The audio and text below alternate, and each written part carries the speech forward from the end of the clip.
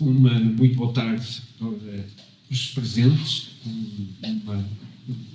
uma reiteração das boas-vindas e para quem está online também uma boa tarde. Esta é a nossa última sessão deste ciclo, o nosso ciclo primaveril, que tem já no verão. E para além desse ciclo de trimestre, as nossas atividades para o público temos ciclos. 3 ciclos ao longo do ano. Temos o ciclo do outono, de setembro a dezembro, temos o ciclo do inverno, de janeiro até à primavera, e depois temos o ciclo primaveril, que entra nos inícios do verão. Além desses ciclos de atividades que costumamos desenvolver, sempre com esse elemento filosófico por detrás, ou seja, a escola de filosofia está por detrás, e para além dessa escola de filosofia, no programa de estudos que vamos desenvolvendo, também praticamos um voluntariado cultural. Na realidade, estas atividades têm também essa finalidade, para além de divulgar e de podermos transmitir aquilo que vamos olhando, que vamos aprendendo, também serve para cada um individualmente poder ter essa colaboração e desenvolver-se também, porque é com estas atividades mais práticas que acaba por haver real desenvolvimento naquele que o faz. Aprende muito mais aquele que dá do que aquele que simplesmente está a escutar, já o sabemos, não é? Sempre foi assim e continuará a ser. Portanto, há sempre essa vantagem. Dentro dos ciclos trimestrais, mais ou menos trimestrais, nesta primavera decidimos fazer um ciclo dedicado às artes, à beleza, porque no dia de solstício de verão, o Dia da Arte, é um dia que está instituído pela Unesco, o Dia Internacional da Arte, que não é em junho, esse Dia da Arte da Unesco está em abril, mas também em abril está o Dia da Terra, da Unesco, e nós fazemos muita atividade do Dia da Terra, e a nível da Nova Acrópole ficou instituído o Dia das Artes, celebraríamos no solstício de verão, com toda essa luz própria e adequada. E nós aqui no Porto decidimos então fazer um ciclo, não foi um Dia das Artes, foram muitos dias das artes, um ciclo com vários tipos de arte, para além da primeira, que foi com uma reflexão sobre a estética, sobre a beleza. Depois passámos pela música, passámos pela dança, passámos até pelo cinema, pela pintura, e hoje terminamos com versos. Ou melhor, se calhar não vamos ler muitos versos, mas é com a pluma, com a escrita, e é com um autor que vai para além da própria, daquilo que podemos considerar como poesia. Escreveu muitos versos, e hoje até tive a preocupação, deixem-me só, o famoso Columbano. Há muitos quadros, os quais foi muito representado. O Columbano também fez este retrato do Teixeira Pascoais. E, portanto, assim com a imagem parada já não... E estava eu a dizer que hoje, até por curiosidade, eu até gastei um bocado de energia e de água. Energia a usar o chat GPT, sabe? Que a IA tem um grande consumo de água e de energia. Mas hoje não, tem que aproveitar, e realmente os resultados são completamente estonteantes relativamente às pesquisas normais do Google, não tem nada a ver. E, portanto, a pesquisa sobre a informação de quantos versos terá escrito Teixeira Pascoais. Claro, depois vai dando umas respostas, depois vai-se fazendo umas perguntas. E claro, é impossível, nem o ChatGPT conseguia contar todos os versos, mas deu uma estimativa de talvez 30 mil versos, com base nos livros de poesia que foram publicados, com base numa média de poemas que teria, deu cerca de 30 mil versos. 30 mil versos, tem que ser um escritor, já não pode ser qualquer pessoa que pega numa pluma e faz qualquer coisa, não, já está nitidamente na sua natureza, não é a sua própria natureza.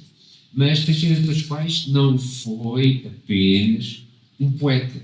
Há muitos poetas que ficam como artistas de uma área especial, não é? De uma arte característica. Pode ser da pintura, pode ser da música, neste caso é das palavras. E um escritor é verdadeiramente um artista da palavra.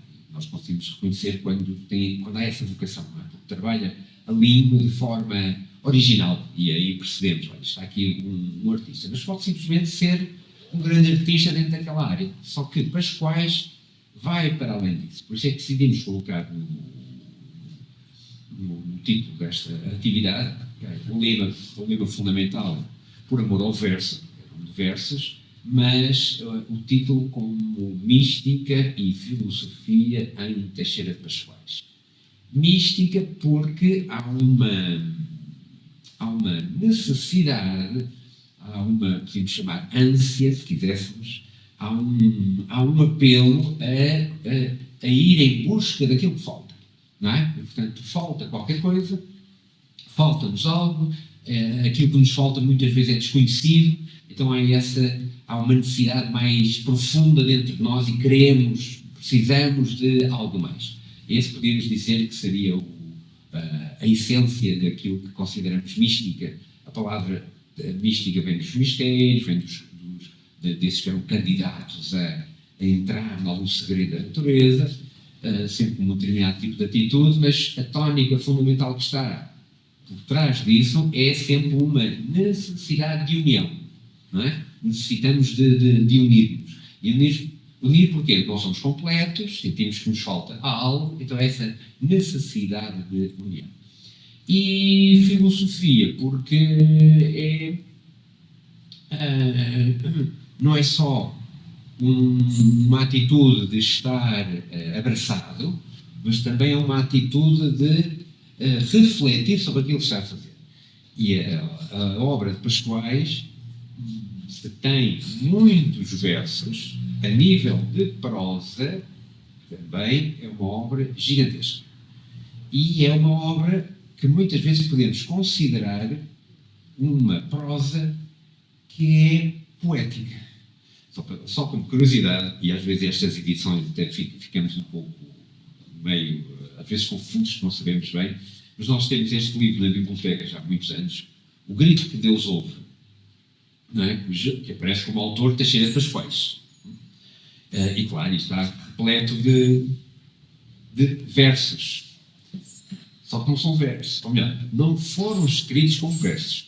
Quem fez a edição, quem preparou a edição, apanhou textos dos livros da prosa e simplesmente versejou, cortava as linhas, colocou em verso. E ficam, quem não... Aliás, eu nas primeiras vezes pegar no livro pensava que era versos de Teixeira de Pascoais, era assim que eu entendia. Depois até que percebi, não, então há aqui uma adaptação da prosa para verso.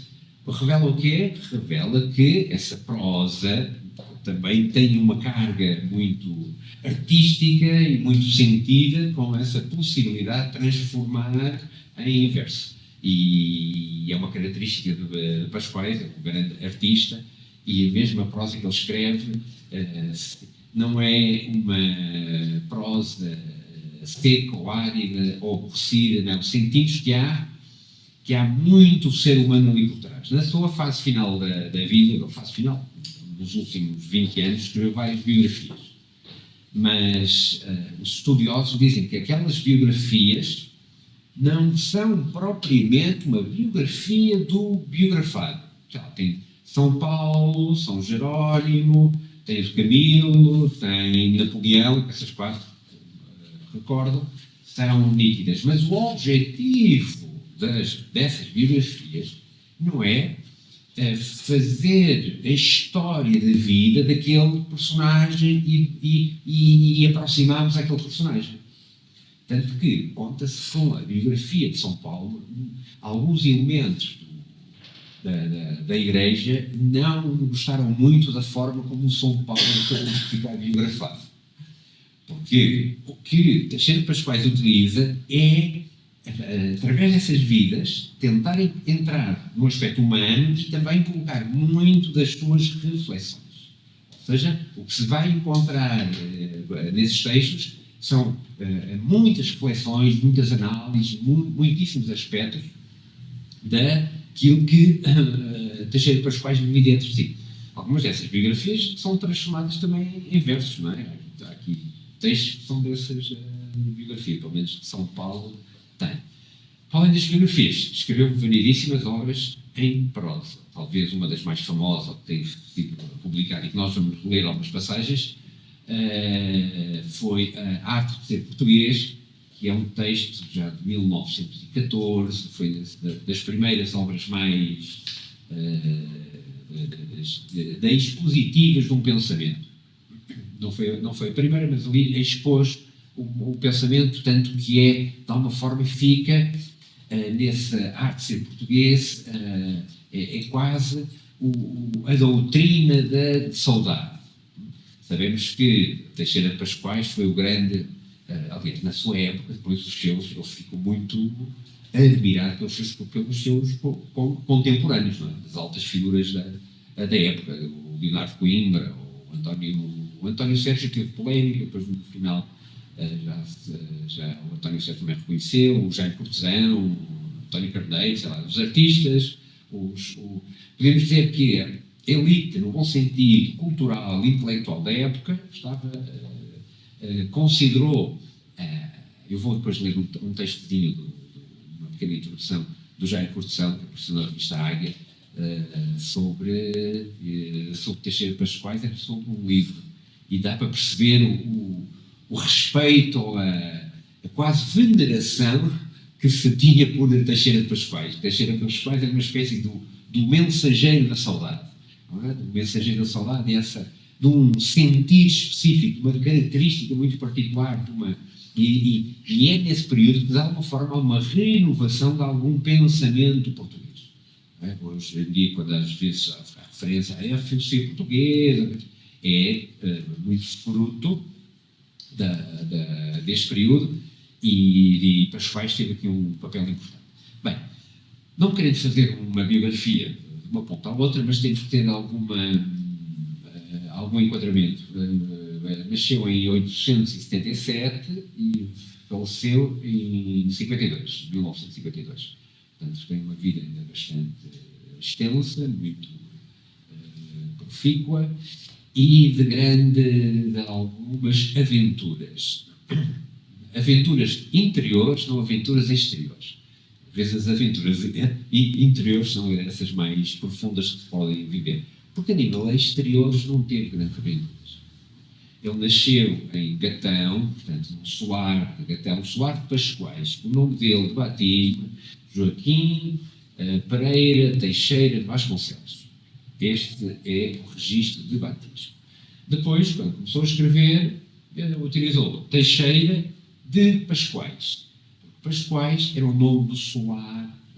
O seu pai era importante, foi importante na sua época, foi governador de Viseu, governador do Porto, era par da corte, não era, tinha algum nível social, tinha esse solar, um solar que tinha sido outrora, quando foi das invasões francesas, tinha sido destruído, tinha sido queimado, e ainda era durante a infância de Pascoais, que acaba por ser reconstruído, e ele vai buscar o nome da casa para ficar na sua, como autor, e fica mundialmente conhecido como Teixeira de Pascoais. Eu digo mundialmente conhecido porque, se eu perguntar em quantas línguas foi traduzido Pascoais, quem é que pode responder?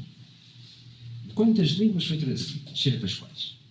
Só para percebermos que a obra teve uma dimensão. Espanhol, francês, holandês, alemão, checo, húngaro. E, tanto, a obra dele, na época, foi divulgada, foi conhecida, foi importante, que foi proposto pelos checos para Prémio Nobel da Literatura. Chegou a ser nomeado, não foi nomeado, foi proposto pela Academia Checa para concorrer ao Prémio Nobel da Literatura. Mas, entretanto, isto é uma frase de uma carta, que foi retirada de uma carta que ele correspondia-se com a sua tradutora francesa, essa Suzanne Gessot, que diz-lhe, informa ou lamenta-se especificamente pelo facto de a Academia de Ciências de Lisboa, da qual Teixeira de Pascoais já fazia parte, minha entrada com o Brandão, a Academia de Ciências de Lisboa não apoiou a sua candidatura ao Prémio Nobel da Literatura. E ela lamentava esse facto de Lisboa não ter, a elite intelectual lusitana não ter apoiado. E ele responde, não é? Dessa observação à tradutora, simplesmente responde: concordo com a opinião da Academia. De resto, eu não sou nada académico. Vivi sempre fora dos cânones, em plena liberdade e selvageria. Com isto, o assunto sem mais problemas. Portanto, o que eu quis transmitir com isto é que foi autor com peso, tanto peso naquela época, para ser considerado, e pelos estrangeiros, a procurarem nomear ao Prémio Nobel da Literatura. Portanto, tem esta obra bastante vasta. De 72, ele começa a escrever os seus primeiros versos, ainda está em Amarante, ainda adolescente, termina o liceu da época, o último ano do liceu, já em Coimbra, para depois entrar na universidade e faz Direito. Não é? E, portanto, forma-se em Direito. Após essa formação, durante esses tempos, ele já vai escrever, após a sua formação, exerce durante 10 anos. Exerce em Amarante, exerce no Porto, mas relativamente a esse período, tenho aqui uma passagem. Eu era um doutor Joaquim na boca de toda a gente. Precisava de honrar o título. Entre o poeta natural e o bacharel à força, ia começar um duelo que durou 10 anos. Tanto como o cerco da Troia e a formatura de João Luís. Uma piada. Vivi 10 anos num escritório a lidar com almas deste mundo, o mais deste mundo que é possível. Eu, que nascer para outras convivências. Com isto ele retrata essa libertação final de deixar a advocacia. Ao deixar a advocacia, entra nessa grande aventura. E é com os colegas no Porto, e é aqui no Porto, que primeiro fundam a revista Águia, em 1910, e depois no ano seguinte é criado o movimento da Renascença Portuguesa, em Coimbra, instituído como uma associação, para ter regime jurídico, e é essa associação, esse movimento, que depois publicou a revista Águia. A revista Águia que teve uma série, vastíssimos números, teve 1920, mais de 10 anos, foi publicado um periódico. Na época, os periódicos eram algo comum, não é? Era uma forma de comunicação e havia muitas publicações. Nós agora não estamos noutro tempo histórico, mas a publicação das revistas era bastante comum e era a forma, não é? Além dos jornais, a publicação de revistas dos periódicos. E esses periódicos tinham um papel muito grande de transmissão da cultura. Aí apareceram textos muito amplos, muito vastos. E é desse movimento, é aí que aparece o modernismo. Nesta onda das revistas, que aparece o modernismo português, com a famosa revista Orfeu. A revista Orfeu é muito mais famosa que a revista Águia. Sombra de dúvida, não é? Como o Fernando Pessoa publicou no Orfeu, então a revista Orfeu é muito mais famosa. Mas se eu perguntar quantos números foram publicados na revista Orfeu, o que é que me pode dizer? 1. O segundo ficou no prelo. Ficou preparado, conseguimos encontrar a aprender, mas ficou no prelo, não chegou a ser publicado. Não é? Portanto, mas, no entanto, conhecemos, claro, foi o modernismo, foi o romper de outras formas, etc. Já sabemos muito bem com a Almada Negreiros, etc. E, de alguma forma, talvez depois não tenhamos dado tanta importância ao Teixeira de Pascoais, porque Teixeira de Pascoais, os professores às vezes dizem, ele está ali numa transição, está ainda é muito do que vem de trás, com um elemento formal rígido, e não acompanhou o modernismo. Sim, até pode ser, se olharmos apenas o elemento formal, não é? Se olharmos o elemento só a forma como se é escrita. No entanto, nós, a considerar, nós, claro, libertamos-nos a uma liberdade do verso não estar preso à rima, não estar preso à prosódia, não estar preso à medida que foi. A partir do modernismo, o verso libertou-se disso. Mas, no entanto, convém também termos a noção de que perdemos muita qualidade na capacidade de escrita poética. Qualidade no sentido de que antes era muito exigente, e às vezes nós ficamos a construir os sonetos, não é? Como é que tinham os sonetos, mas tinham 4 versos, e outros 4 versos, e depois mais 3 e mais 3, e tinham que ter a métrica, e depois tinham as rimas que eram próprias. E como é que se construía isso? Com conteúdo, ou seja, com coisas que se transmitiam, não era só palavras soltas. Era um domínio da língua de uma forma muito, muito aprimorada. E talvez um dos grandes, dos últimos, que tenha dominado muito isso foi o Bocage. O Bocage, a obra do Bocage é vastíssima e enormíssima, e ainda vem ali a começar com o romantismo, mas ainda muito formal, e toda a obra de Bocage, com esse domínio que ele tinha de trabalhar as palavras, pelas anedotas que sabemos, ele em qualquer momento fazia versos, não é? Fazia versos, e os versos que tinham que estar dentro dessa estrutura. O que eu quero dizer com isto é que há qualidade e há arte para dominar a língua dessa forma. Eu creio que com a libertação da rima, a libertação da métrica, fica mais fácil fazermos versos, e nós, digo sinceramente, eu às vezes vejo alguns versos que nitidamente são frases que foram divididas, foram partidas, não é? E de verso não tem nada, quer dizer, eu quebro as frases e ficam ali separadas. São versos, mas isso é só para percebermos que, de alguma forma, há essa a perda. Portanto, não é pelo conteúdo que precisamos avaliar a escrita, como é evidente, desculpa, é o contrário, não é pela forma que precisamos avaliar a escrita, tem que ser pelo conteúdo, não é? E se alguém tem um determinado estilo, tem esse estilo e não vai mudar. A grande obra poética de Pascoais é até os anos 20, não é que ele não tenha escrito mais, não é? E nessa década escreve alguma coisa, já perto da morte ainda é publicado mais, postumamente também é publicado mais alguma coisa, mas já são versos que vão surgindo. Agora, a grande obra poética dos tais 30 mil versos, possíveis 30 mil versos à volta disso, são das primeiras 2 décadas do século XX, não é? Das primeiras, ele está em Coimbra, fez variedíssimas coisas. Posso ler alguns títulos, eu não quero estar a amassar com os títulos. Primeiro, Embriões, de 95. O Bela, A Minha Alma, Terra Proibida, Jesus de Pampa, A Luz, Vida Etérea, Sombras, estas coisas já são mais famosas. E depois, com o Maranos, é realmente o Maranos causa um grande impacto. Maranos ressoa-nos sempre à Serra do Marão, e realmente toda a aventura é que o poema é um poema, como é que se costuma dizer, é um poema... Na música seria um poema sinfónico, agora está-me a faltar o termo. Ou seja, é uma narrativa, é uma história, não é? É uma aventura, e a aventura é esse Maranos, que ele tem todas umas vivências místicas, transcendentes, num local que é a Serra do Marão, e então tem encontro na busca da sua amada, encontro com a noite, com as sombras, e é uma obra que tem... É muito grande, toda uma história contada em verso.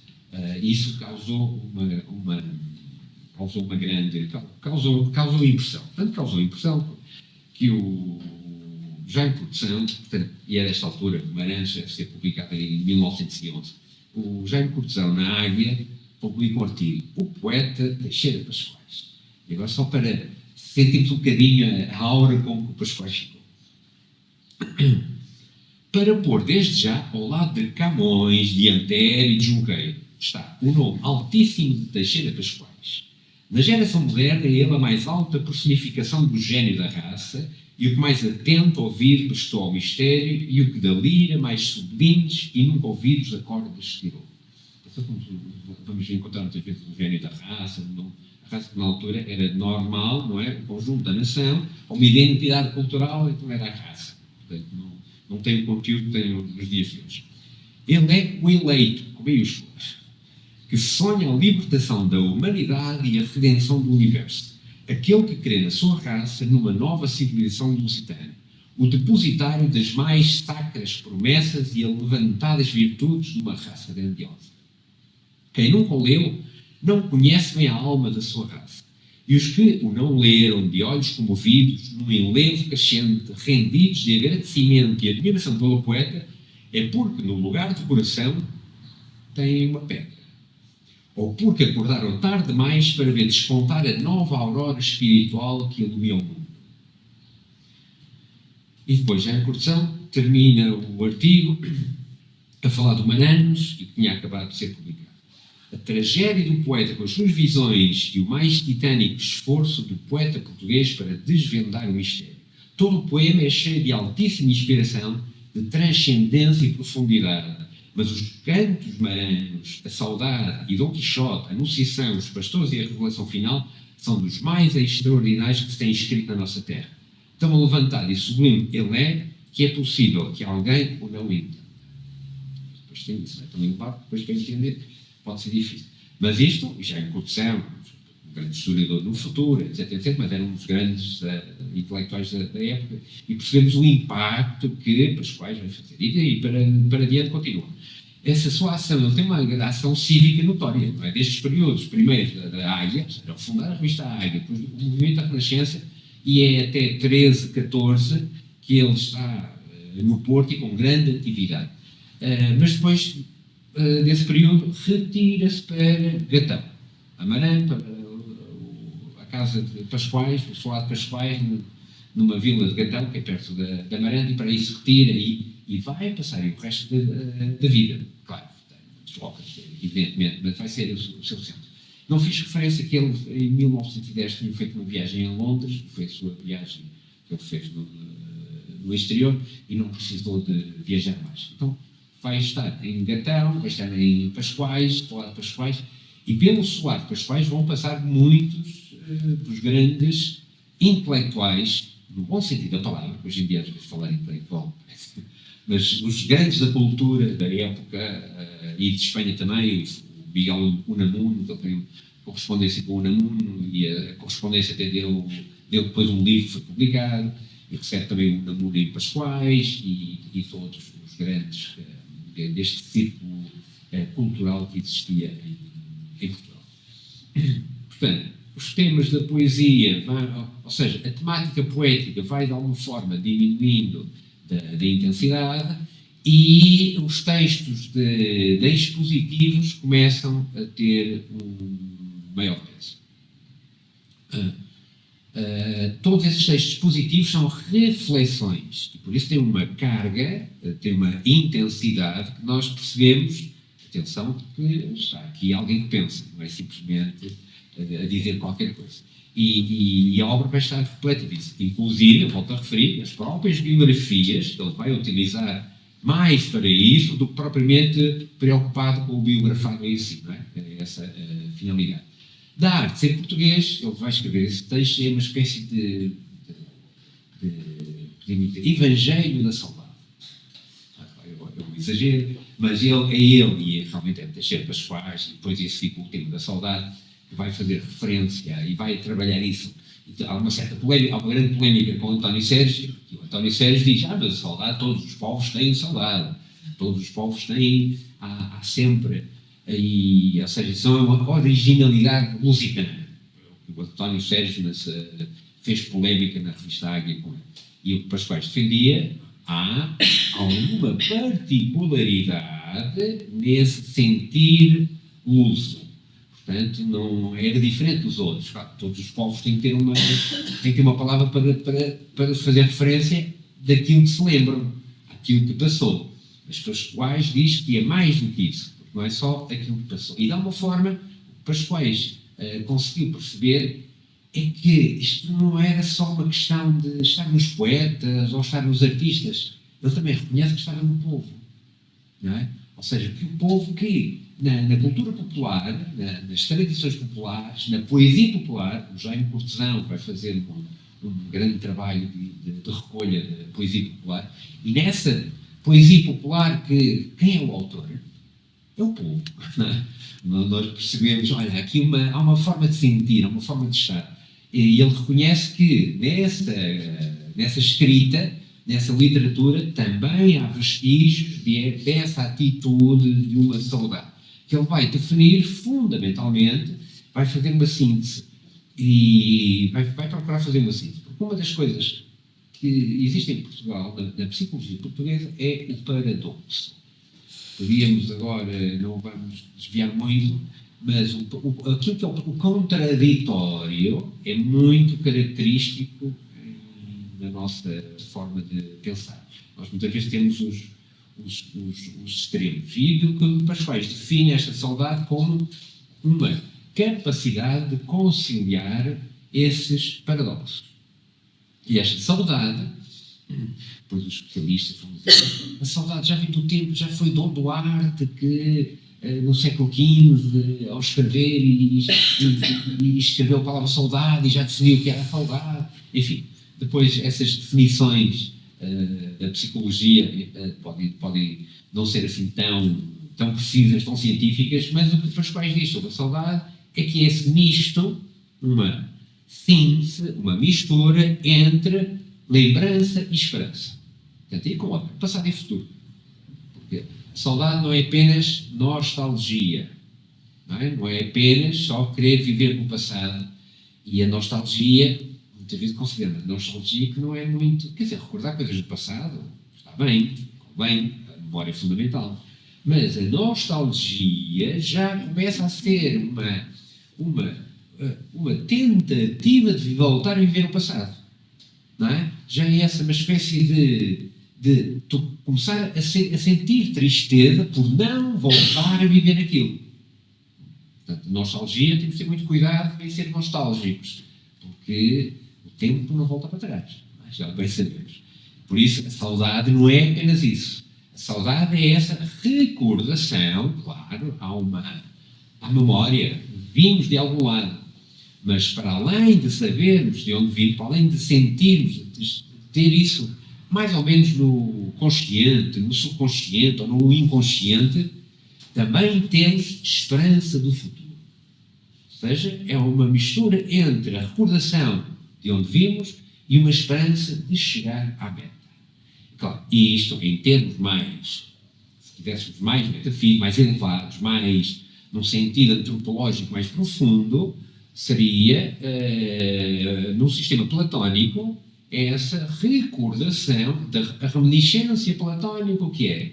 É uma muito tenue recordação desse paraíso em que viveu a alma antes de aparecer na Terra.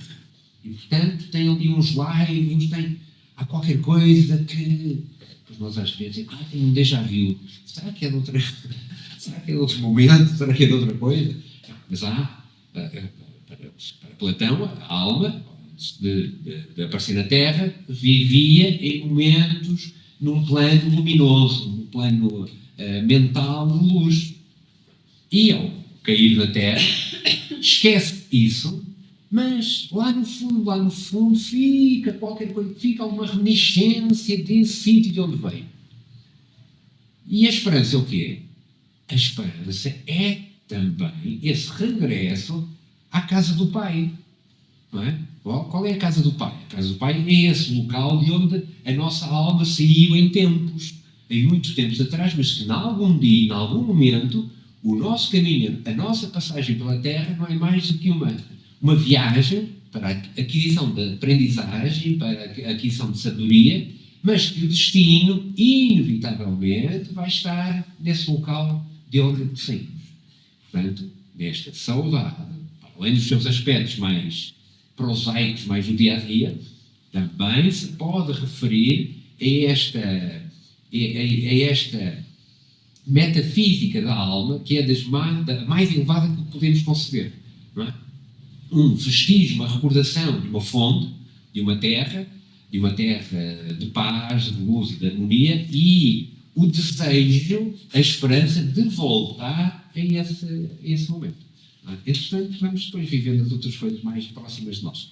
Com esta definição fica claro, é evidente, mas depois, claro, mais uma interpretação daqui, outra interpretação da lá, a polémica com o cortesão, a polémica com o Sérgio, António Sérgio, é bem interessante, claro, porque depois nós percebemos, eu gosto sempre às vezes de ver estas polémicas, porque quando nós olhamos o António Sérgio, momentos do António Sérgio, nós, há coisas que também concordamos com o que ele está a dizer. Não, também não, ele também pega em alguma coisa que é real, que é certo. Mas ele não está a ver o ponto de vista que o Pascoais estava a ver. Não é? Do ponto de vista do Pascoais está certo. E do ponto de vista do António Sérgio também está certo. Mas não, é como se estivessem a falar de coisas distintas. Não é? Mas eu compreendo, e nesta época, esta polemização, são combates dialéticos. Não é? Isto é muito, o ser humano também gosta de, vamos ver se a minha argumentação eu consigo. E esse desafio sempre era muito notório.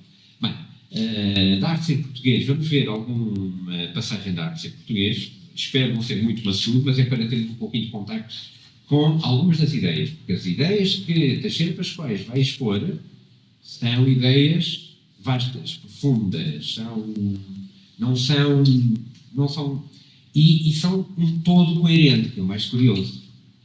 Sabe, comparado com Fernando Pessoa, é sempre, Fernando Pessoa, grande poeta, igual ali com uma dimensão, mas a obra de Fernando Pessoa é uma obra mista, é um mix. Fernando Pessoa é a humanidade toda naquilo que o ser humano tem de melhor e de melhor inspiração, porque Fernando Pessoa tem versos de autêntica, são versos para nós esculpirmos em mármore, não é? para o que fazemos em mármore para durar a eternidade, mas Fernando Pessoa também tem outros momentos que é o mais confuso do ser humano, o mais desesperado do ser humano, o mais metido no labirinto sem a mínima luz para sair do labirinto, não é? Fernando Pessoa tem isso tudo, por isso Fernando Pessoa foi tudo, e se nós não temos alguma percepção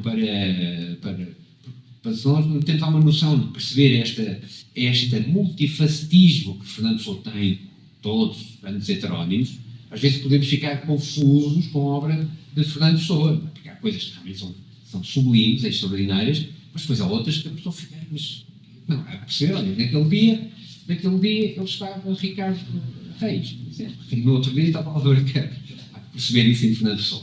Com Teixeira de Pascoais, é uma obra que está um pensamento de princípio ao fim. Portanto, é um pensador, é essencialmente um pensador que teve uma arte, teve um dom da escrita, da palavra, do verso, e essa palavra também foi depois utilizada para expor prosa, onde as suas ideias ficavam claras, claríssimas, ou mais claríssimas possíveis. Vamos à arte de ser português. A lei suprema da vida é a lei do sacrifício. Está tudo dito. A partir daqui, não, mas que ele vai elaborar, ele vai olhar para a natureza, e o que é que nós vemos na natureza? Isto é o que a biologia diz, há uma pirâmide biológica. Há uma pirâmide biológica. Nós assentamos os pés aonde? Qual é a base na Terra? A base da Terra é um mineral. É o reino mineral. Aí apoiamos todos. É o suporte onde todos são. Mas depois do reino mineral vem outro patamar. Olha, vem os seres vegetais. E nos vegetais já começa a haver a água, a luz, a fotossíntese, há outro patamar completamente diferente. E depois dos vegetais vem outro patamar. Humanos, outros animais, desculpem, não quero de salto. Há o reino animal. E o reino animal alimenta-se dos vegetais. O sacrifício dos vegetais para suportar o que está acima. Certo? É este sacrifício é um processo, é uma sucessão. Há uma interligação em todos os seres que estão manifestados. E interligação e interdependência. Não há, aqui ninguém está só. Não é? Há todo este escalonamento. Depois dos animais, entra os humanos, e com Pascoais é nítido, que é um salto entre o reino animal e os humanos. Os humanos já há consciência, os humanos têm mente, já há consciência, já é completamente distinto do reino animal. Há que contextualizar que nesta época estamos muito com um materialismo acérrimo, certo? Ou seja, o darwinismo, a crença, tudo o que era de espírito era religião, era mais superstição, e toda a biologia da evolução, e por isso, Pascoais muitas vezes também tem essa também consegue escrever para esse contexto, não é? E a expor as suas ideias dentro desse contexto. Este escalonamento é evidente, que são os humanos e os humanos apoiam-se os animais e os animais. Isto é assim tão fantástico que os povos antigos, na sua simbologia, iam ao reino animal e iam procurar aquele que estava no topo da pirâmide da sobrevivência do reino animal. E aquele que estava no topo da pirâmide era o símbolo do mais forte, do mais poderoso. Era o símbolo do que estava mais alto, não é? Ou temos a águia, ou temos o leão, ou temos o puma, porque está no topo. Acima desses são predados, desculpe a expressão, predador, por quem? São os humanos. Não é? E ainda por cima os humanos, não por necessidade de alimentação, o que aí já é outro aspecto, não é? Por necessidade de troféus. Não é? Sim, quando se caçava uma fera dessas, era para mostrar a sua força. Portanto, aí já não é lei do sacrifício, aí já é uma lei da ignorância para usar outros sem cumprir a finalidade. No plano humano tem que existir uma finalidade própria como ser humano. Rege essa lei do sacrifício a própria harmonia universal. Se desaparecesse, o mundo voltaria ao caos. O português, ser individual e humano, deve sacrificar a sua vida à pátria portuguesa, ser espiritual e divino. Não é só nos campos de batalha que o indivíduo cumpre a lei suprema. Aí nos campos de batalha, claro, olha que era preciso defender, havia uma invasão, era preciso defender a pátria, então aí cumpre os seus destinos. Mas não é só isso. Também a cumpre amando e trabalhando como chefe de família, como patriota e como homem a favor da família, da pátria e da humanidade. A lei do sacrifício é, portanto, a lei do amor e do trabalho. Dá o sentimento natural desta lei suprema aos portugueses, estabelecer entre eles e o seu destino uma perfeita concordância, isto é, elevá-los a esse estado de alma chamado heroico, vede o fim deste livro, ou melhor, a sua patriótica ambição. Era isso que eu queria inculcar. E ele coloca níveis de responsabilidade. O ser humano, primeiro, não quer responsabilidade nenhuma, mas depois, naturalmente, a vida, leva-nos a formar família. Não é? E ao formarmos família, já temos alguma responsabilidade, temos responsabilidade por outros seres. E para além de formar família, se nós tivermos responsabilidade no coletivo, hoje em dia eu sei que todos querem ir para presidente da junta de freguesia, não é? Mas, há umas décadas atrás, todos, quer dizer, alguns querem, nem todos, mas há umas décadas atrás, e ninguém queria, ou melhor, o cargo desse presidente de junta não era um cargo remunerado, era um cargo de sacrifício para com a comunidade, tinha responsabilidade para com a comunidade. Quem é que assumia isso? Eram aqueles que realmente tinham dentro de si essa qualidade, ou até às vezes essa necessidade de expandir um pouco mais a sua ação. Não ficar só fechado na sua casinha, mas assumir responsabilidades coletivas. Este é um sentido natural da vida, porque os pais vão dizer que são patamares. Não é? Esse que depois vive pelo coletivo até chegar ao santo. Ele diz, o santo vive por toda a humanidade, pelo universo. Porque o santo, sim, um Cristo ou um Buda, a sua vida foi para quê? A sua vida foi para entregar a toda a humanidade. Não é? Há um não viver para si próprio, mas sim para conseguir qualquer coisa para dar a todos. Isto são escalões, são posições, são realidades possíveis do ser humano viver. Não é? Cada um vai vivendo aquilo que consegue viver, que pode.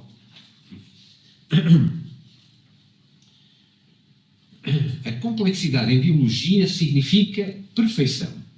O homem rudimentar limita-se a viver como animal. O homem um pouco superior já acrescenta à sua vida animal a de família, que é de natureza espiritual, embora mais restrita do que a pátria. Diz que quando é de natureza espiritual, há uma ideia de família, certo? Ou seja, nós respeitamos, há uma concepção de família, ou seja, essa família não é um objeto que se veja. A ideia de família é subtil. E eu reconheço, olha, é a minha família. Mas isso é subtil, não é uma coisa... apontamos, como é que é a família? Olha, são os componentes da família. com os pais, os filhos, os avós. Não é só, é por aí, mas não, há uma ideia de família. E isso tem essa natureza mais subtil. E, portanto, a família, embora seja mais restrita que a de pátria, quando nós sentimos que pertencemos a uma cultura, não é? Que nos identificamos com uma comunidade que tem uma tradição, tem uma história, tem uma língua, fazemos parte disso, não. Há uma identidade mais elevada do que nós, simples, nós apenas. O homem superior vive também como patriota. E o homem sublime, o santo, por exemplo, vive ainda a vida da humanidade e mesmo a do universo. Família, pátria e humanidade representam seres espirituais cada vez mais complexos que findam no supremo ser espiritual, Deus. Esta lei do sacrifício não é apenas eu estar não é apenas os vegetais estarem a alimentar os animais, ou os animais estarem a alimentar os humanos, e os vegetais também a alimentar os humanos. Não, não é só isso. Somos nós, na nossa posição de conseguir irradiar para outros e poder dar energia para colaborar com que os outros cumpram também o seu processo, o seu desenvolvimento. É que muitas vezes parece que é uma pirâmide e nós estamos apoiados e só estamos a olhar para cima. Sim, estamos a olhar para cima. Claro, porque o ser humano, quando está a pensar, quando está a idealizar, está a olhar para cima, mas também temos que olhar para baixo. E esta entrega, ou constituir uma família, ou se na pátria eu tenho que fazer determinadas coisas pelos outros, não é? Ou na comunidade, eu também estou a dar energia a alguém que está abaixo. Portanto, é uma energia que tem duplo sentido. Tem um sentido para o alto e também tem do alto para baixo. Não tem só uma vertente. Outra passagem, esta agora, no altruísmo. Somos muito altruístas, certo? Somos imensamente altruístas. Deixar de beber é preferível a pregar contra o alcoolismo. Eu sou capaz de perder uma noite com o cigarro na boca a redigir um discurso contra o tabaco. Sou altruísta, desprezo o mal que me causa o cigarro, mas incomoda-me o prejuízo que ele faz ao meu vizinho. Fazemos muitas vezes isso, não é? Como é que é um ditado que se diz? Prega, não faças como Frei Tomás. Olha para o que ele diz, não olhes para o que ele faz, não é? Ou seja, nós muitas vezes pregamos, mas não vivemos isso. Por isso, na filosofia procuramos sempre o ensino é pelo exemplo, porque se não há exemplo, as palavras são totalmente ocas, não têm valor, aliás, até perde potência, não é? Porque está-se a usar uma coisa oca, não é? Imaginem, olha, um copo de água, um copo vazio, está a perder potência, não é? Se o copo tiver água, muito bem, agora se o copo está vazio, não é? Já não está a cumprir a sua função. Mais passagens. O desejo, agora relacionado com a saudade, o desejo é a parte sensual e alegre da saudade. E a lembrança representa a sua face espiritual e dolorida, porque a lembrança inclui a ausência de uma coisa ou de um ser amado que adquire presença espiritual em nós. A dor espiritualiza o desejo, e o desejo, por sua vez, materializa a dor. Lembrança e desejo confundem-se, penetram-se mutuamente e precipitam-se depois num sentimento novo que é a saudade. Mas com esta sempre a procurar fazer aqui uma síntese, a unir os opostos. Portanto, que ele, entre Deus e o diabo, está continuamente a dizer, não é? Porque são dois poderes, duas forças que existem no universo, e o que o ser humano tem que fazer é a harmonização desses opostos. Que esses são opostos, sim, o dia e a noite são opostos, mas também são complementares. Opostos são, nitidamente, só que a função do ser humano viver dos opostos é fazer o quê? É complementá-los. Nós não podemos, se é só opostos, estamos no conflito, sendo só de um lado. Não, mas o mundo não tem só um lado, não tem dois lados. O mundo é dual e tem que ser dentro de nós, que temos que ter essa capacidade de harmonizar esses opostos. Agora, as referências, de onde já vem a saudade. Sabemos que a saudade, para a alma pátria, significa, em vida ativa e sentimental, ingênua e popular, a eterna renascença, com maiúscula, a eterna aspiração humana, Portanto, essa necessidade de renascer outra vez, essa necessidade de evoluir, essa necessidade de crescer, que está sempre presente no ser humano. Já celebrada nos mistérios de Eleusis, na antiga Grécia, entrevista nas épogas de Virgílio, tentada mais tarde pelas artes plásticas na Itália, e nos tempos modernos pelas obras de certos escritores que lhe imprimiram as feições da sua raça, como Victor Hugo, Wagner, Nietzsche e Ibsen.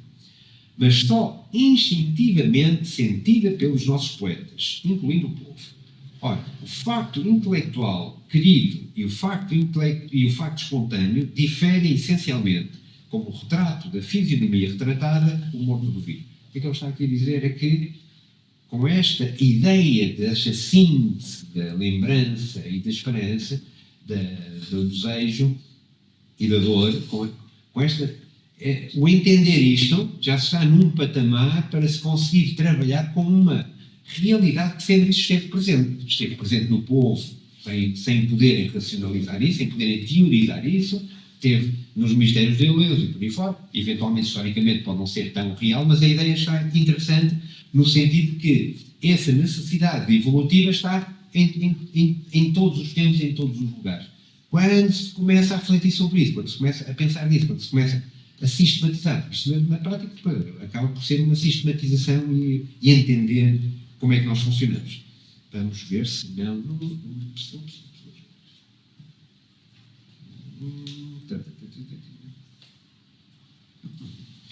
Bem, mas tem sempre passagens interessantes. A matéria existe. O espírito vive.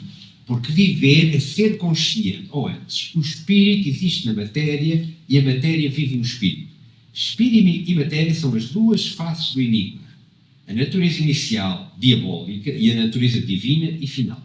Transmutar o demoníaco em divino, eis o nosso ideal, consiste no campo patriótico em levar o criador animal e individual à criatura espiritual. Família, pátria, etc.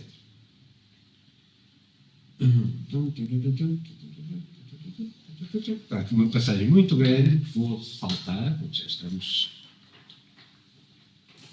passar da arte ser português para 1937 e um título que se chama O Homem Universal. Este Homem Universal tem, vamos ver, há algumas passagens, não tenho um livro, tenho um trabalho que tem citações do livro, portanto dá para apreciar alguma da matéria que está aqui. E na prática, o que temos hoje é não estamos a ver a obra de Teixeira de Pascoais, certo? Estamos a dar algumas gotas, estamos a aproximar-nos algumas gotas que Teixeira de Pascoais tem nos seus textos, nas suas obras. E às vezes, quando temos estas oportunidades de estar a contactar estes autores, não é? E estamos aqui um pouco em convívio, não é? Quando temos esta oportunidade, até ficamos, como é que é possível termos coisas às vezes tão grandes, tão elevadas, tão belas, tão profundas, mas que nós, como se não existissem. E nós às vezes consideramos, mas isto é verdade, isto existe, isto já estava aqui, mas eu não sabia que isto estava aqui. Mas muitas vezes há obras que nós devíamos andar, não é? Deviam ser conhecidas, não é? E nós, o que sucede é que depois fica no esquecimento, acabou. Não é? Se fica no esquecimento, terminou. Vamos ter que voltar a fazer outra vez. Este sentido de poder guardar alguma coisa e de poder transmitir para o futuro é fulcral. Porque senão, desaparece. E agora é preciso voltar Pascoais, com o engenho, com a arte, com a capacidade de Pascoais para voltar a colocar estas coisas desta forma. Porque é difícil de reproduzir as ideias da pessoa ter. E há algumas ideias que nós muitíssimas vezes falamos nas nossas aulas ou nas nossas atividades que são pura e dura filosofia, então só, não é mais do que isso, não é? Mas a forma como Pascoais coloca é de artista, não é? E são irrepetíveis, por isso é preciso ler, sem qualquer dúvida. Esta vamos reconhecer perfeitamente. A palavra filosofia é muito ampla, desde que a libertemos dos filósofos de profissão. Esses arquitetos do pensamento, desenhadores de casas sem inquilinos e de cidades em abstrato. melhor definição para a filosofia como sistema de pensamento oco, não é? Melhor não pode haver, não é? Esses arquitetos de casas sem inquilinos. Aí são os doutrinadores, são aqueles que fazem o pensamento e depois há ali, claro, o Pascoal está a dizer que é muito mais difícil. A palavra filosofia contém muito mais se nos libertarmos disso, como é evidente. Cabem lá dentro sábios e poetas. E depois toda a argumentação que vai ter, toda a ideia dele é entre a ciência e a poesia, entre a ciência e a arte. E vai colocar os poetas acima da ciência.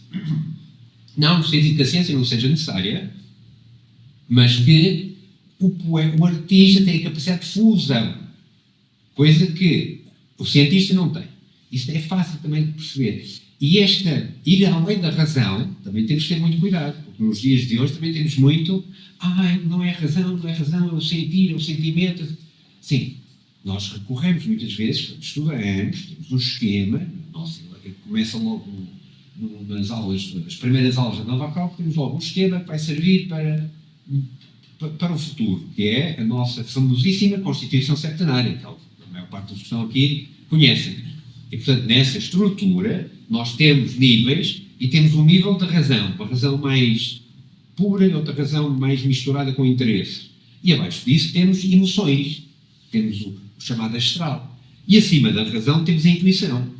Claro, nós precisamos de ir da razão para a intuição.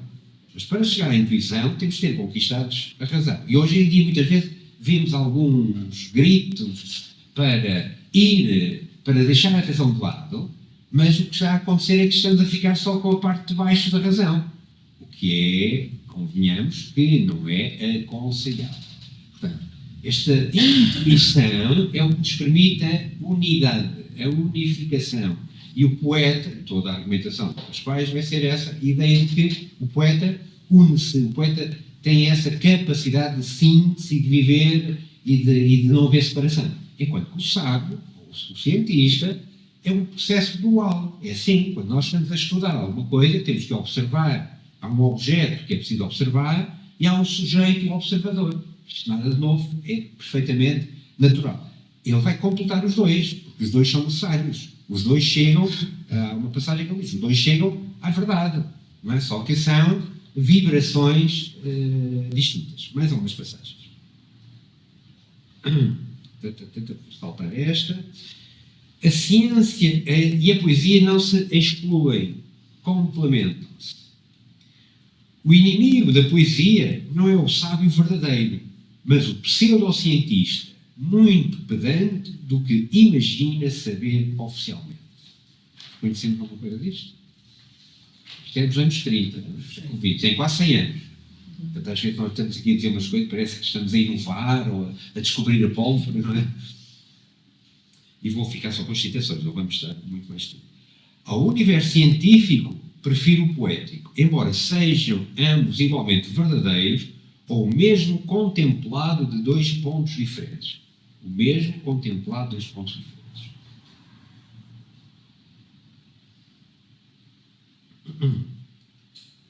Quando o sábio cientista, pretende surpreender a essência dos fenómenos, é também filósofo ou poeta. Quando pretende apreender a essência dos fenómenos. Ou seja, está a tentar chegar à verdade, está a tentar chegar a uma verdade, não é? A essa essência, portanto, aí não há separação. Mas, esta é uma parte muito poética, sua prosa, entre os meus olhos e as estrelas há perfeita intimidade. Mais identidade. Brilham no céu e nos meus olhos, o mesmo meio dado interior e exteriormente. Os meus olhos e as estrelas. Estamos quase no final. Mais um bocadinho para cima. Está vendo? Resistir um pouco mais.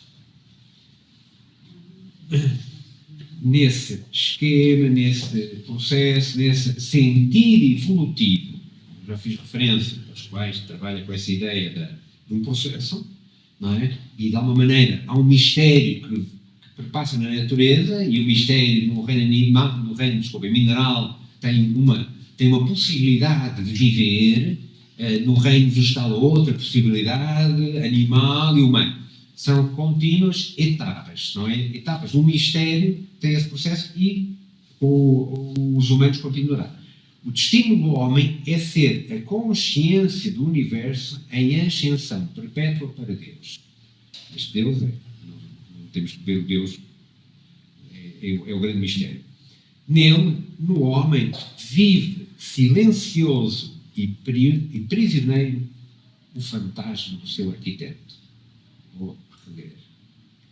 Nele, no homem, vive silencioso e prisioneiro o fantasma do seu arquiteto. Ou seja, nós muitas vezes procuramos, mas o que é o ser humano? O ser humano é a roupa que veste, é o corpo físico, são as nossas emoções, são as nossas ideias. Não, o ser humano é mais do que isso. É mais do que aquilo que aparece. Isso que aparece é que costumamos chamar personalidade. Mas a essência tem que ir, a nossa raiz vai para além dessa personalidade. Esta forma de dizer o fantasma do seu arquiteto. Sim, porque se nós quando dizemos, o ser humano tem uma centelha divina, nós temos Deus em nós. Então, outras formas de o dizer. Mais uma. E isto só, uma frase desta dá para ficarmos a conversar mais um pedaço, mas não vamos fazer, é só ler. Libertamo-nos quando a nossa consciência orienta os nossos atos. Libertamo-nos quando a nossa consciência orienta os nossos atos. Liberdade é consciência em ação, o conhecimento do conhecimento. Ou seja, isto não é mais do que a lei moral em nós. É a ação, é o que devemos fazer, a lei do comportamento, quando sabemos isso, é a liberdade que há em nós. O homem aparece como surpresa. O homem aparece como surpresa. Aqui tem letras pequeninas. O homem aparece como suprema expressão consciente ou sintética da natureza. O homem aparece como suprema expressão consciente ou sintética da natureza. E como a sua libertação da fatalidade material ou da morte mineral. E assim o seu destino é interpretar e definir o indefinido, talhar o informe, concluir, noutro plano, o mundo esboçado neste. Ou seja, o caminho do ser humano é um caminho de construção de algo invisível. É essa a nossa tarefa, é essa a nossa finalidade.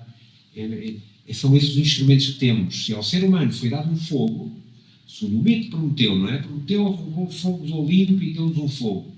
Esse fogo serve para quê? Esse fogo não serve só para dominar a natureza, roubar a parte racional, que serve para termos poder na natureza, mas esse fogo tem que servir para realizarmos o nosso destino humano, que é a construção para as quais há um plano espiritual, há uma dimensão espiritual que tem que ser construída. É construída pelo ser humano. É pelo fruto dos nossos pensamentos, das nossas contemplações. Se nós ficamos a olhar para a beleza, se ficamos a olhar para a justiça, é isso que vai construir esses planos, essas dimensões. Estamos para terminar isto tudo sem ler um único poema. Vamos lá, mas vai ser.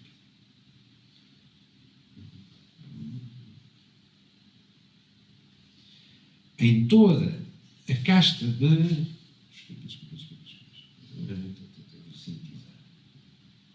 vaga lembrança universal, mas que se torna lembrança acordada nos poetas. Tenho que ler tudo, senão não dá para perceber, desculpa.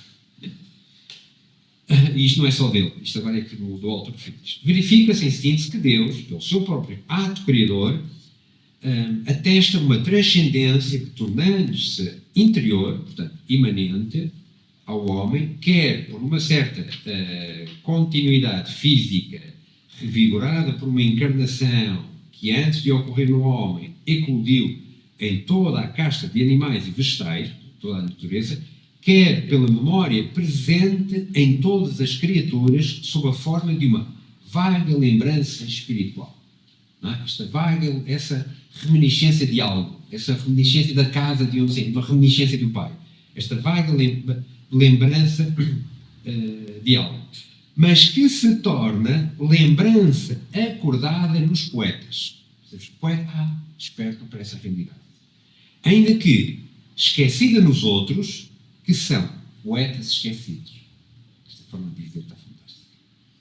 Ou seja, quando o fundador de Nabokov dizia todo ser humano, todo homem é filósofo em potência. Só que alguns já sentem isso dentro de si e querem descobrir mais. E muitos ainda não sentiram isso dentro de si. Não é? São estes poetas, como ele diz, esquecidos nos outros, que são poetas esquecidos. Não são poetas esquecidos. Esta forma está fantástica, não é? E o homem sonhando transborda de si mesmo. Amando a árvore. Eu tenho aqui ideias que para desenvolver bastante. Não vou estar a dispersar mais. Amando a árvore, conheço-a, possuindo-a. Surge na minha memória como fazendo parte de mim mesmo e alcança um valor humano. A sabedoria é esta necessidade de unir.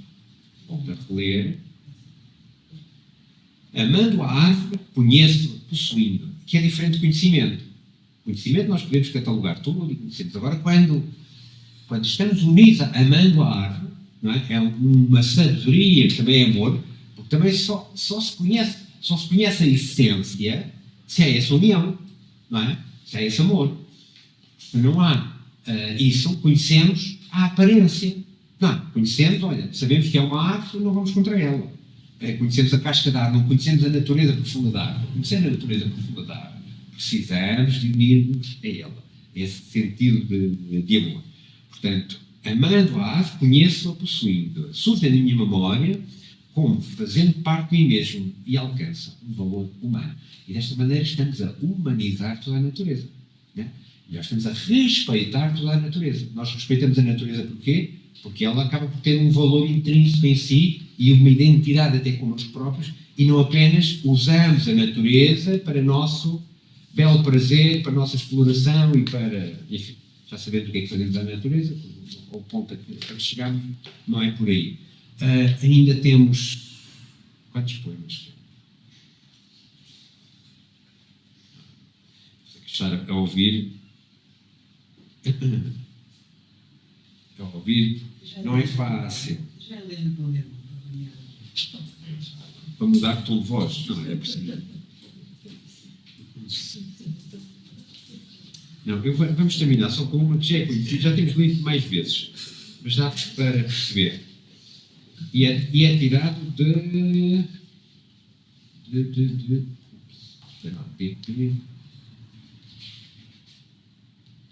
é tirado de que livro? Duplo Passeio. Curioso, dos livros mais interessantes é este, O Homem Universal, estas reflexões profundíssimas, então foi uma gota. O livro tem 100 e tal páginas, portanto dá para perceber que podemos dar grandes passeios. E este duplo passeio, foram 2 viagens que ele fez, e nesse duplo passeio aproveita a viagem para fazer reflexões que nós percebemos que são das mais elevadas que o ser humano pode fazer. Aí cada um faz as suas. Mas é bom, às vezes temos ajuda de outros, não é? Porque como é que nós chegaríamos a qualquer coisa em nós se não houvesse a possibilidade de aproveitarmos aquilo que vem de trás? Não é? Nós próprios, sozinhos numa ilha, o processo iria ser muito árduo, muito duro. Assim com outros, que interessante. E depois há a sintonia, não é? Mas espera aí, isto também vibrou qualquer coisa em mim, então há qualquer coisa, então há uma possibilidade de fazer um caminho. Onde é que está?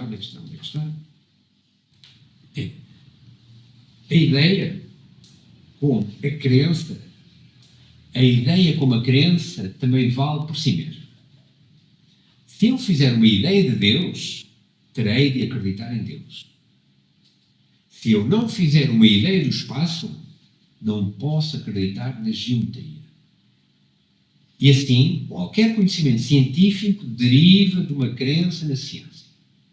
Certo? Temos de ter uma base. Não é? A crença é tão indispensável à ciência como à religião. O sábio acredita no que vê. O místico ou o poeta naquilo que visiona. O que se vê corresponde a uma realidade sensível e o que se imagina corresponde a outro aspecto da realidade. A imaginação é o sexto sentido, esse que atua na esfera do invisível. Cada sentido é uma janela aberta sobre o panorama do universo. Cada sentido é uma janela aberta sobre o panorama do universo. Quem abre? A alma. Quem abre a janela? E com isto, terminamos o nosso ciclo das artes, o nosso ciclo de atividades deste trimestre, e espero ter conseguido passar algumas gotas das vivências interiores de Pascoais. Para terminar, ele morre em 52 e a mãe morreu nesse ano, no princípio do ano, e possivelmente a perda da mãe também não deve ter ajudado aquilo, não é? Essa ligação com a mãe profundíssima que tinha. E no final do ano, desse ano 52, em novembro, ele também morre. Depois há muitos outros textos que foram publicados, há as memórias da irmã, que eram 6 filhos.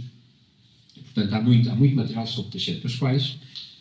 Infelizmente, esse material não é assim tão fácil de conseguir ter em mãos. Não é assim tão fácil, mas com um bocadinho de esforço. Mas às vezes aquilo que está mais escondido pode-nos abrir o apetite para motivar. Assim. Se as coisas também estão completamente à mão, nós nunca olhamos para elas. Também é uma realidade, certo? Sabemos para isso.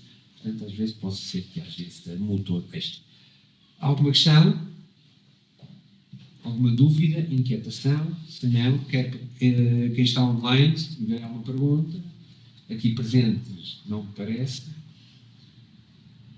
Terminamos assim a nossa sessão. Obrigado pela presença, pelo interesse, porque o facto de estar a escutar estão a puxar, e ao puxar faz sair as coisas, senão ninguém escuta, as coisas não saem, certo? Então é assim, qualquer ato é uma dualidade, não é? É uma conjugação de opostos. É quem está a falar e quem está a escutar. E dessa conjugação de opostos é que acontece qualquer coisa. E nós pretendemos é que aconteça alguma coisa. E espero que tenha sido conseguido esta noite. Obrigado e até setembro. Boa noite.